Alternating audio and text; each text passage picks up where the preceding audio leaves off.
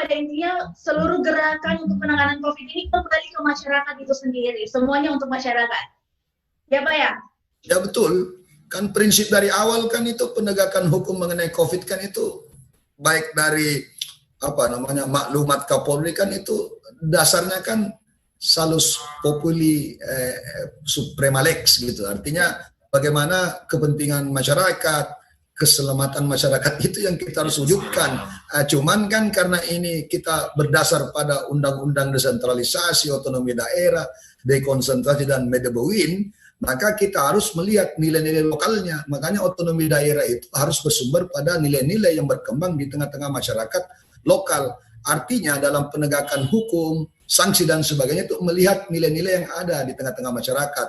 Adat Bugis Makassar, Toraja Mandar, itu tidak bisa diasosiasikan atau dianalogikan dengan tempat-tempat di luar Makassar, misalnya di Jawa.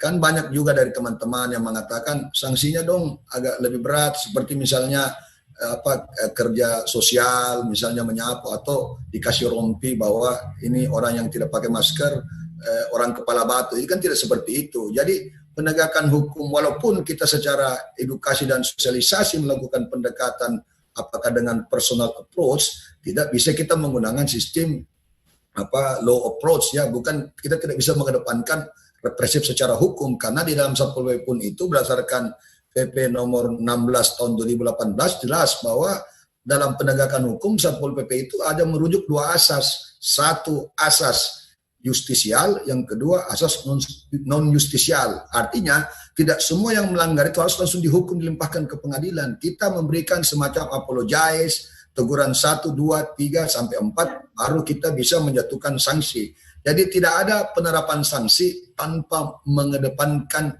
keadilan. Jadi equality before the law, itu kata kuncinya, terukur dan terarah. Jadi tidak bisa orang piti-piti, harus ada landasannya, dan dasarnya Perwali 31. Dalam forum seperti ini para tribuners itu bisa memberikan masukan kepada kami, mungkin ada ide-ide sehingga kita bisa menjadikan langkah ini lebih komprehensif dan holistik. Karena tidak mungkinlah saya bisa berpikir pada hal-hal yang begitu luas tanpa bantuan teman-teman. Kami terbuka dalam kerangka konstruktif berpikir dari ide-ide atau gagasan konsep dari teman-teman, baik yang berlatar belakang hukum maupun medis ataupun yang lainnya, sehingga bisa kita bersama bersatu untuk menghadapi pemutusan COVID-19 ini, mata rantai COVID-19 ini. Dan kita juga nanti ini sementara live streaming juga di YouTube dan Facebook, mungkin ada teman-teman yang bakal juga ngasih pertanyaan atau kasih sumbangsi ide, mungkin seperti yang dikatakan oleh Bapak Iman Food. Mudah-mudahan kita tunggu ya Pak ya, siapa tahu ada pertanyaan dari para tribuners. Pak, apa saja yang sudah dilakukan oleh Inspektur COVID-19 ini? Baru-baru kemarin saya sempat update informasinya, sudah ada penutupan beberapa tempat lokasi pijat di Kota Makassar, itu hari Senin kemarin. Untuk selanjutnya seperti kita ketahui kan sudah 2 minggu terbentuk. Apa sih yang sudah dilakukan oleh Inspektur COVID-19 ini di Kota Makassar? Jadi kami menyadari bahwa kami manusia biasa, tidak bisa berbuat tanpa bantuan orang lain. Ini hanya bagian kecil yang kita lakukan. Terus kami tidak sempurna, tapi kita punya prinsip something is better than never gitu loh. Artinya daripada tidak berbuat sama sekali, kita bisa berbuat walaupun sedikit. Paling tidak seperti itu. Dengan menghadapi berbagai macam tanda kutip, karena frame berpikir kita berbeda-beda. Di satu sisi kan dari awal bahwa penanganan COVID-19 ini harus seiring sejalan dengan pertumbuhan ekonomi. Karena selama 2 bulan terakhir ini ekonomi kita, giat ekonomi itu agak stagnan ketika terjadi PSBB 1 jilid 2.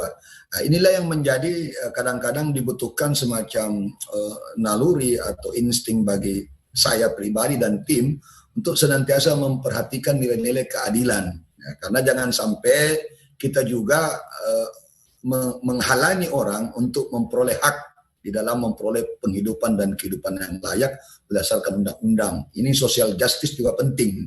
Sehingga dalam melakukan penegakan hukum, mulai dari tahapan yang ringan, sedang, sampai berat itu, harus melihat nilai-nilai seperti itu. Karena ini kan komunitas masyarakat berbeda. menanggapi COVID-19 itu kan berbeda-beda. Ada klaster masyarakat yang mungkin lebih open minded menerima perubahan atau tuntunan pemerintah bisa menerima. Tapi ada kan kelompok masyarakat juga yang memang dari segi tingkat pendidikan rendah sehingga penerimaannya itu tanda kutip negatif, menganggap pemerintah itu berbuat tidak sepantasnya sehingga ada penolakan-penolakan. Tapi bagi kami ini bagian daripada proses. Tidak akan mungkin suatu proses itu berjalan dengan baik. Apalagi mengenai Perwali 31 kan ini pasti ada kritikan. Jadi saya pikir itu kritikan yang konstruktif dalam arti untuk kepentingan kita bersama. Kita tidak perlu alergi terhadap kritikan. Pemerintah itu butuh kritikan. Pemerintah itu tidak harus dipuji setiap hari. Karena tidak ada alasan untuk tidak bisa berbuat. Itu secara umum. Tapi kan di dalam pelaksanaannya itu masyarakat tentu meminta lebih banyak itu harapan-harapan yang tidak tercapai. Tanpa COVID-19 pun tentu tidak semua masyarakat bisa menerima puas terhadap kinerja pemerintahan. Untuk itu makanya saya berharap kita berdebat secara konseptual tapi didasari pada metodologi yang baik. Saya juga ingin mengatakan saya nggak bisa mengukur bagaimana kinerja saya baik apa tidak. Saya harus mengumpulkan data dulu, kemudian database saya berapa yang saya razia dan berapa tingkat kepatuhan karena obediences masyarakat itu kan sangat berbeda-beda ketika mungkin Kecamatan Ujung Pandang mungkin dengan latar belakang sebagian besar masyarakat di Kota Makassar itu yang mungkin ekonominya agak cukup lebih baik karena banyak pelaku usaha, tentu berbeda misalnya di daerah Tamalate atau di Mariso misalnya. Jadi ini bukan berarti kita diskriminatif tapi menghadapi konfigurasi karakteristik yang ada di masyarakat diperlukan kemampuan mendeteksi itu dengan baik.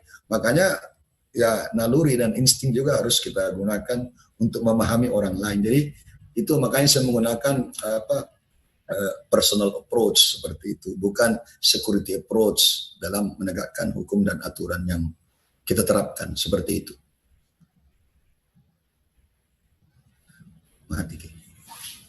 2 kali PSBB. Halo Pak?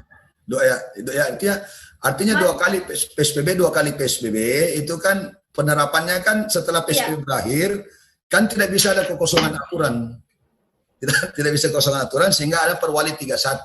Jadi tidak ada ruang yang memutus protokol kesehatan. Artinya setiap orang itu bisa berusaha dengan catatan protokol kesehatan itu. Jadi poinnya di situ. Poinnya seperti itu. Ini berarti apa yang membedakan inspektur COVID-19 dengan yang pada PSBB lalu kita tahu juga bahwa Satpol PP Kota Makassar begitu sigap dalam penanganan protokol kesehatan untuk kesigapannya di setiap masyarakat. Apa bedanya dengan saat ini? Ya pertama isi perwalinya berbeda. Perwali PSBB itu berbeda dengan perwali protokol kesehatan. Itu perwalinya saja sudah berbeda. Ya begitu Mbak ya. Perwalinya berbeda, isi perwali juga berbeda. Sehingga dalam penerapannya juga berbeda. Kalau PSBB memang usaha yang non sembako itu nggak bisa buka. Tapi kalau protokol kesehatan, non sembako itu buka. Seperti itu. Halo? Ya, halo? Ya, seperti itu. Masih mendengar, oke. Ya, seperti Pak, mohon maaf ini ada gangguan tadi. Oke Pak, halo masih jelas terdengar suara masih jelas. Oke.